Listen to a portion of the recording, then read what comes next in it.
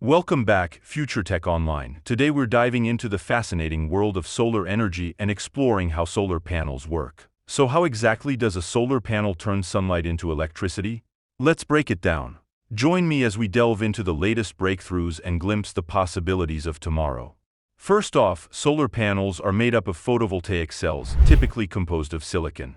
When sunlight hits these cells, it knocks electrons loose from their atoms, creating an electric current. But it's not as simple as just sunlight hitting the panel. The photovoltaic cells are specially treated to create an electric field, guiding the flow of electrons in a certain direction.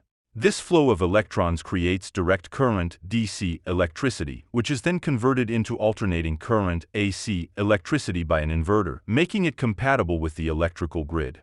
Once the electricity is converted, it can be used to power homes, businesses, or even feed back into the grid for others to use.